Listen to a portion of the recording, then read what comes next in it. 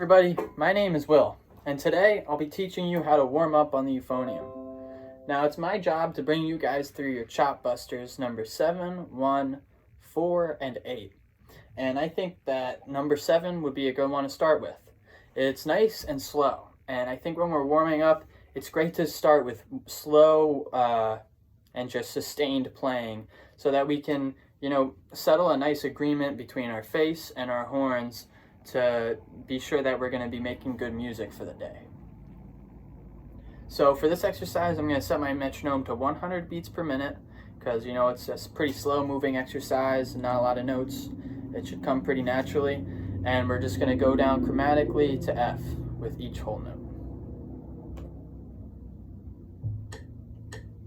Ready? 1, 2, ready?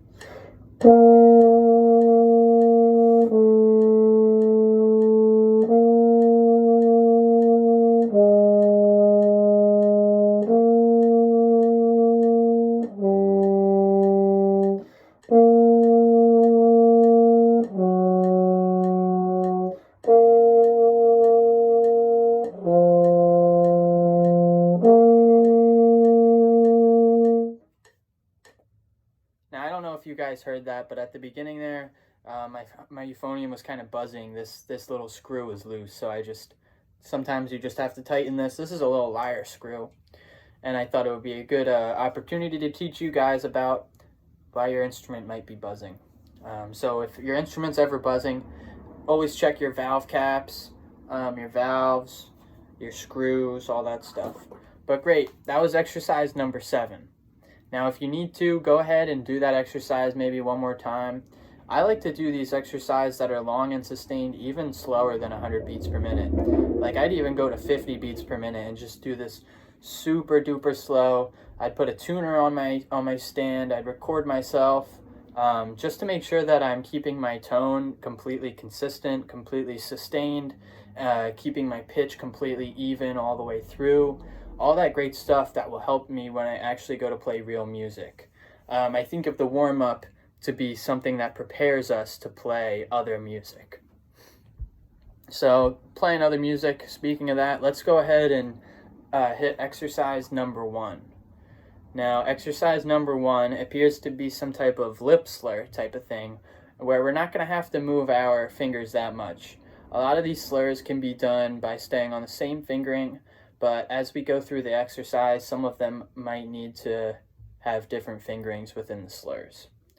So if you need to, go ahead and write in maybe every 2 bars, like the first 2 bars, all of our fingerings are going to be open.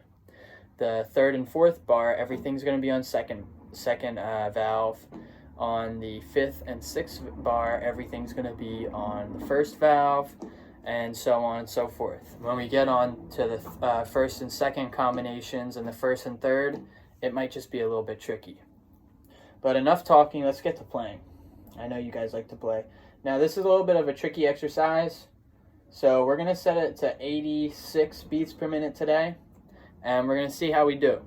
Like always, if anything's too fast or too hard for you, just slow the metronome down and give it another shot. 1, 2, ready?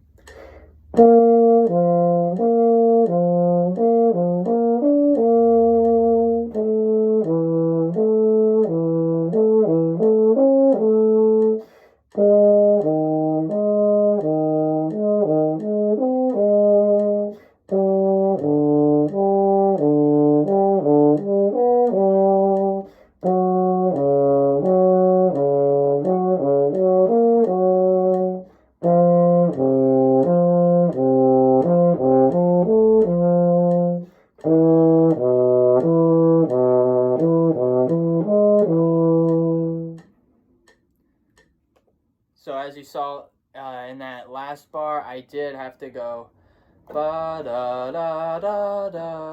With the fingerings, I did have to move my fingerings around a little bit. Unless you have a 4th valve, you could always just sit on 4 and 2. But if you don't have a 4th valve, then don't worry about that. So that was exercise number 1. We played it at 86 beats per minute, but personally, I thought that I could even do it slower. So let's do this exercise one more time and we're going to turn it down to 70. Let's put it to 76 beats per minute.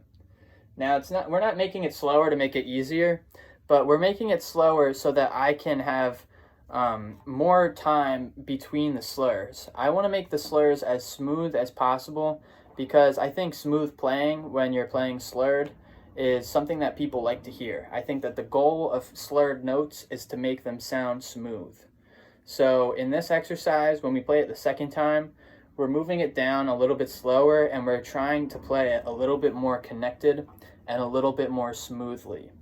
Now, it's always good, we're our best critics, so it's always a good idea to record yourself playing these excerpts and these exercises. I know you're watching me videos of myself playing them, but it might help you a lot more if you watch a video of yourself playing it and you can kind of critique yourself. But back to the exercise. Exercise number 1, 76 beats per minute. Play along. Ready?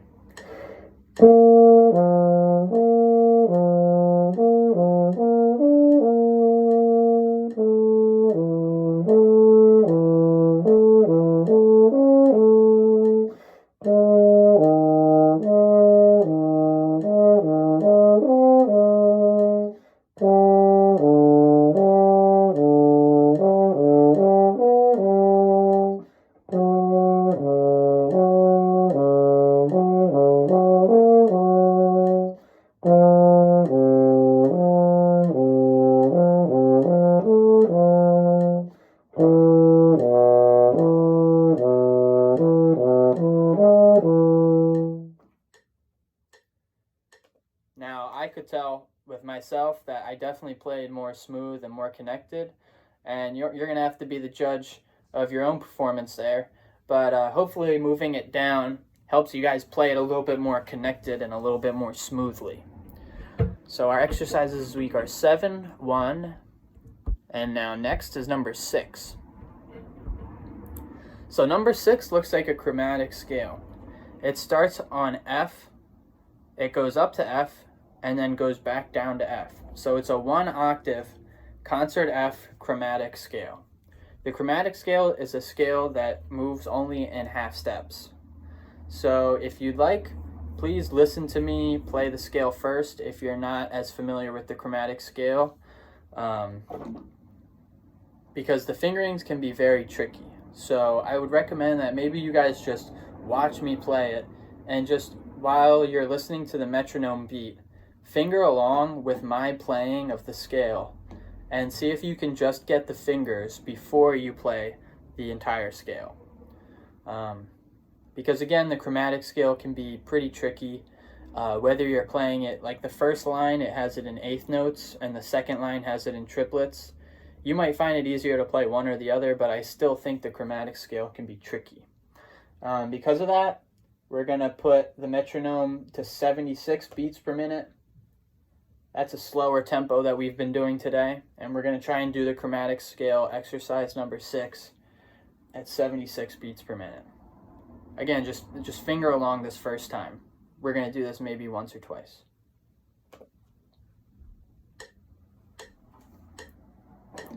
One, two, ready.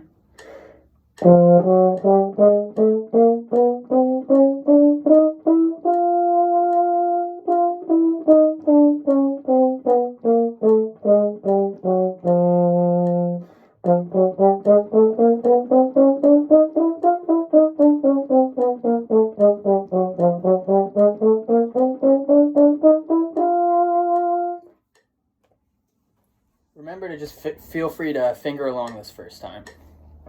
Ready? 1, 2, ready.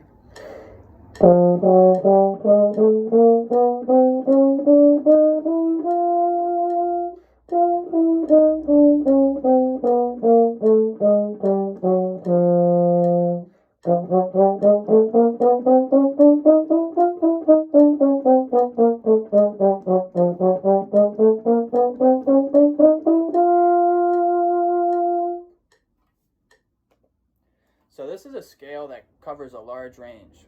It goes from our F all the way up to our high F. And like we said, Now, with that in mind, we need to make sure that we take a deep, supported breath with these for this scale. And another reminder, I tell my students to take a gulp and not a sip. Now, for that, I think about, like, you know how when you go to McDonald's, you get a fountain drink, they give you a thin straw? Make that thin straw with your face and your lips. But if you get a milkshake, they give you a really thick straw. That's better for getting a milkshake out of a cup. Now go from making that thin straw to making that thick straw as you're breathing in. Now, as you went wider, you were able to take in much more air. So while we're in quarantine, my tip for you guys, while we keep doing these exercises, take a deep breath at the beginning of every exercise, because we're just kind of programmed to taking smaller breaths when we're playing within our bedroom, because we're kind of worried about, we're just subconscious, maybe, we're subconscious of our roommates or our mom hearing us or something. So just don't be afraid to be loud and be supportive when you're playing these exercises. I think we're doing a great job, and everyone should hear it. Everyone's a little bit bored during this quarantine, and hopefully your neighbors enjoy a little bit more music in their lives. But enough talking. Let's go on to exercise 8. So we did exercise 7, 1, 6, and now this is 8. Now this just looks like a little excerpt, and we're gonna move our metronome up to 86 beats per minute, and we're just gonna make this sound smooth and beautiful. This is just one of those exercises that we play just to sound good, just to check how we are for the day. Ready? 1, 2, ready.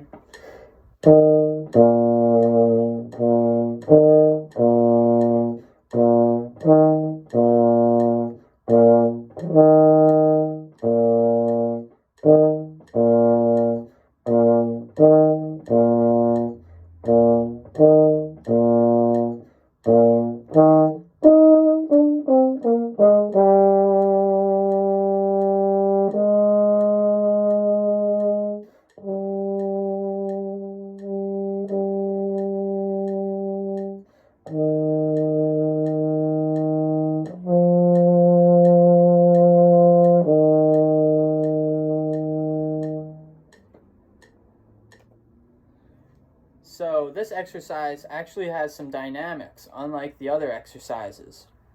Make sure that when we go through this the second time, I'm going to do something to make the dynamics a little bit more impactful. But make sure we pay extra close attention to the crescendo 2 bars before the second line, and we pay extra close attention to the drop from forte to piano in the 3rd bar of the second line. Now we're doing this one more time just to pay extra close attention to the dynamics, because personally I think I could have done even a better job on that. Ready? 1, 2, ready.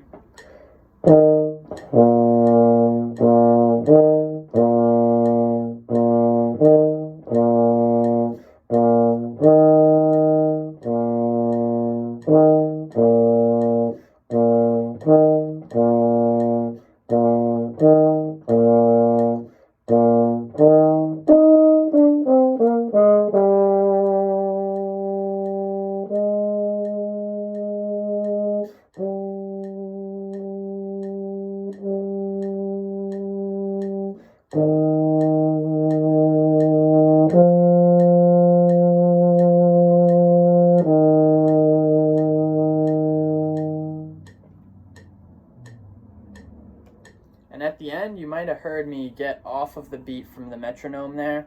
That's because there's a retard, and even though that the metronome was clicking, I just tried to ignore it, and I did what the retard means, to slow down the tempo. I just got a little bit slower there at the end.